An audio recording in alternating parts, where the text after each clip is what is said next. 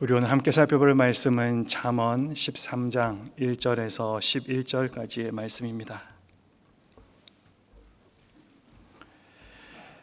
잠언 13장 1절에서 11절까지의 말씀을 제가 읽도록 하겠습니다. 지혜로운 아들은 아비의 훈계를 들으나 거만한 자는 꾸지람을 즐겨 듣지 아니하느니라. 사람은 입의 열매로 인하여 복록을 누리거니와 마음이 개사한 자는 강포를 당하느니라. 입을 지키는 자는 자기의 생명을 보존하나 입술을 크게 벌리는 자에게는 멸망이 오느니라. 게으른 자는 마음으로 원하여도 얻지 못하나 부지런한 자의 마음은 풍족함을 얻느니라. 의인은 거짓말을 미워하나 악인은 행위가 흉악하여 부끄러운 데에 이르느니라. 공의는 행실이 정직한 자를 보호하고 악은 죄인을 패망하게 하느니라. 스스로 부한 채 하여도 아무것도 없는 자가 있고 스스로 가난한 채 하여도 재물이 많은 자가 있느니라. 사람의 재물이 자기 생명의 속전일 수 있으나 가난한 자는 협박을 받을 일이 없느니라. 의인의 빛은 환하게 빛나고 악인의 등불은 꺼지느니라. 교만에서는 다툼만 일어날 뿐이라. 겉면을 듣는 자는 지혜가 있느니라. 망령되이 얻은 재물은 줄어가고 손으로 모은 것은 늘어가느니라. 아멘. 시대와 세대를 뛰어넘어서 계속해서 또 공통적으로 다뤄지는 주제가 있다면 여러분은 무엇이라 생각하십니까? 저는 그것이 성공이 아닐까 생각해 보았습니다. 영화나 드라마 그리고 모든 베스트셀러의 단골 주제로 빠지지 않고 등장하는 주제이기 때문에 그렇습니다. 작년에 방영되었던 오징어 게임이 전 세계 사람들에게 열광했던 이유도 바로 여기에 있었습니다. 특히 미국인들이 이 드라마에 크게 열광하는 것을 볼 수가 있었는데요.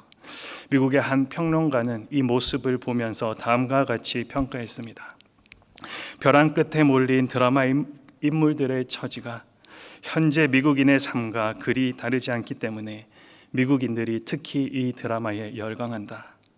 아메리칸 드림으로 포장된 생존 경쟁을 벌이고 있는 미국인의 척박한 삶이 드라마에 투영되어 있기 때문이다. 성공, 그것이 돈을 더 많이 벌려고 하는 것이든 아니면 다른 사람 위로 올라가려고 하는 것이든 기회와 성공이라는 놀이를 늘 함께 하고 있다. 그렇습니다. 세상에서 성공하기를 원하지 않는 사람은 아마도 단 한 사람도 없을 것입니다. 비록 초라한 한 끼 식사와 겨우 누울 잠자리만 있는 사람일지라도 그 속마음에는 성공하는 미래를 꿈꾸기 마련입니다. 그렇다면 크리스찬에게 있어서 성공은 어떤 의미일까요?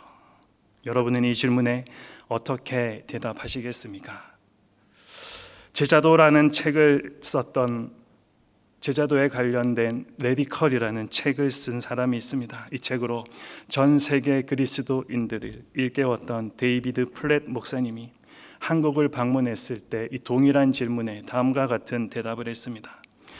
크리스찬에게 성공은 세상이 말하는 외형적 성과나 결과가 아니라 하나님과의 신실한 동행을 의미합니다. 하나님 앞에서 신실함을 지키며 순종의 삶을 사는 것이 곧 바른 성공입니다. 여러분은 이 목사님의 대답에 얼만큼 동의하십니까? 오늘 본문에는 바로 이 바른 성공을 얻기 위해 가져야 할 몇 가지 원칙을 솔로몬이 우리들에게 제시해 주고 있습니다. 지혜자가 말해주는 첫 번째 원칙은 하나님을 경외하는 데서 비롯되는 올바른 말의 사용입니다. 먼저 본문을 시작하면서 지혜로운 아들은 아비의 훈계를 들으나 거만한 자는 꾸지람을 즐겨 듣지 아니한다 교훈하고 있습니다. 그리고 10절에서도 겉면을 듣는 자는 지혜가 있다 교훈하고 있습니다. 이것을 거듭해서 강조하는 이유는 하나님의 말씀으로 훈계를 받는 자와 그렇지 않는 자는 판이하게 다른 길을 걸어가게 될 것이기 때문입니다. 남의 꾸지람이나 책망을 사실 편안하게 받아들이는 사람은 많지가 않습니다. 진심 어린 충고나 조언을 감사하게 받아들이기보다 우리는 불쾌하게 느껴질 때가 더 많이 있습니다. 하지만 이 세상에 실수와 허물이 없는 인생은 아무도 없습니다. 실수와 허물이 참 많이 있기 때문에 오히려 우리에게는 지혜로운 권면과 가르침이 필요한 것입니다. 특별히 우리를 향하신 하나님의 가르침은 우리에게 생명이 됩니다. 하나님의 말씀을 주의 깊게 경청하고 순종하는 것은 하나님을 경외한다는 표현이 되기도 합니다. 여러분은 하나님을 경외하고 있습니까? 지혜자는 하나님을 경외하는 자들에게 한 가지를 더 교훈하고 있습니다. 이어지는 2절과 3절에서 강조되고 있는 것이 있는데 바로 입입니다. 바로 앞절에서 듣는 것을 우리 몸의 요소 중에 귀와 관련시켜서 그것을 잘 지켜야 된다 권면했다면, 또 하나 잘 지켜야 하는 몸의 요소를 우리들에게 말해주고 있는데 그것은 바로 입입니다. 우리의 몸 가운데 가장 잘 지켜야 하는 것이 바로 입이라는 것입니다. 그 이유는 오늘 2절과 3절에도 기록되어 있지만 우리가 어떤 말을 하는가에 따라서 그 말의 열매로 인하여 복을 누릴 수도 있고 반대로 화를 당할 수도 있다 권면하고 있습니다. 그렇습니다. 우리가 날마다 사용하는 말에 엄청난 건세가 있음을 다시 한번 기억해야 합니다.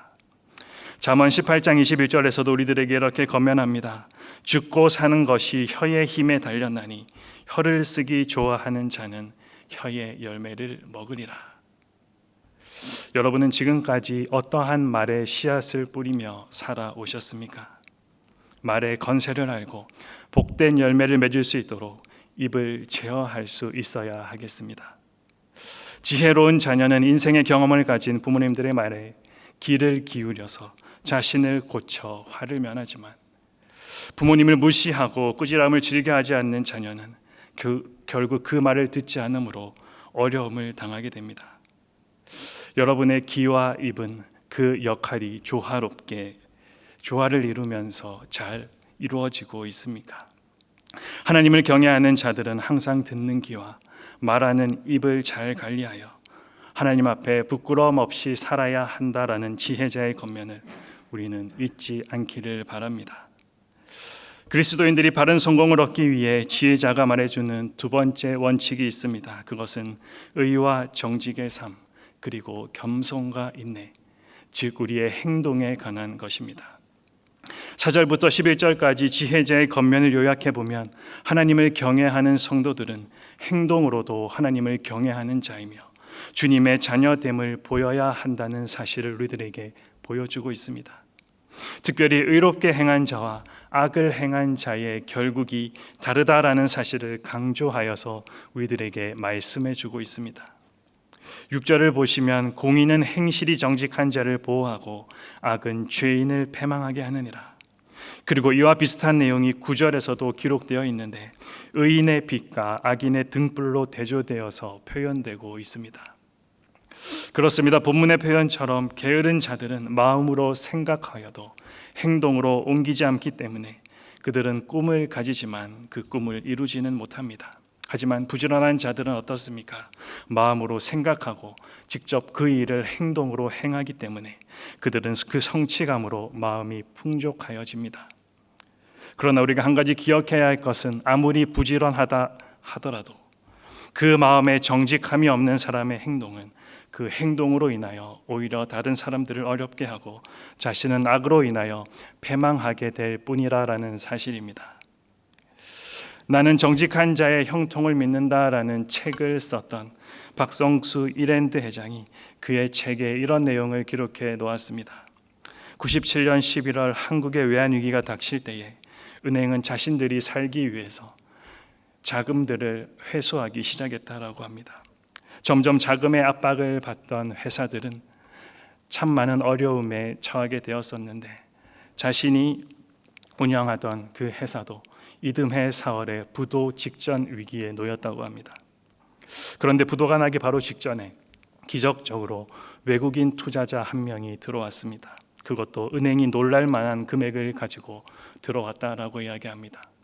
외화가 없어서 난리를 치고 있는 그 판국에 은행이 그 투자자를 거절할 이유가 없었습니다.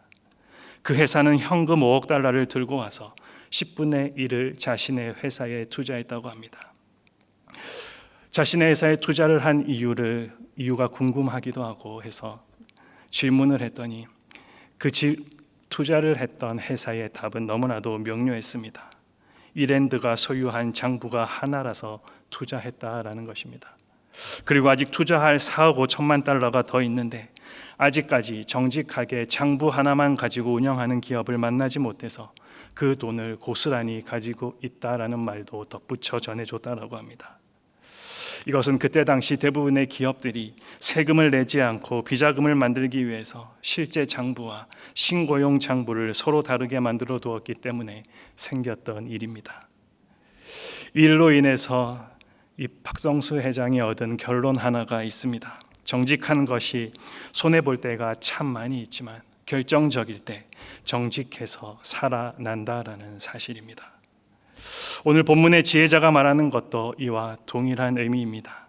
하나님께서는 행실이 정직한 자를 어떠한 어려움에서도 보호해 주십니다. 여러분도 정직한 자의 형통을 믿으십니까? 하나님을 경외하는 자라면 손이 부지런하고 마음이 정직한 자가 되어서 하나님께 기쁨이 되는 믿음의 종들이 되어야 하겠습니다. 비록 당장에는 손해가 있을지라도 정직하고 의로운 것이 우리로 영원히 꺼지지 않을 빛이 되게 하여서 이 땅에서도 견고한 삶을 살게 하고 하나님 나라에서 영원한 생명을 누리는 복의 삶으로 인도해 줄 것이기 때문입니다. 사도 요한이 우리에게 권면한 말씀을 우리는 기억합니다. 요한일서 2장 15절 말씀에 이 세상이나 세상에 있는 것들을 사랑하지 말라. 사실 우리는 하나님을 사랑하는 것 같지만 세상을 더 사랑하고 세상의 성공을 자칫 하나님 앞에서의 성공으로 착각하며 스스로 속이는 삶을 살아가고 있지 않은지 우리 자신을 한번 돌아봐야 하겠습니다. 그리스도인으로서 정말로 바른 성공을 원하신다면 오늘 솔로몬이 우리들에게 말해주는 이 원칙을 잊지 말고 기억하십시오. 그 원칙을 따르지 않는 한 겉으로는 큰 성공을 누리고 바쁜 삶을 사는 것 같지만 그 길의 결국은 파멸의 길로 파멸의 끝을 향해 달려가고 있을 뿐입니다. 크리스찬에게 성공은 하나님과의 신실한 동행입니다.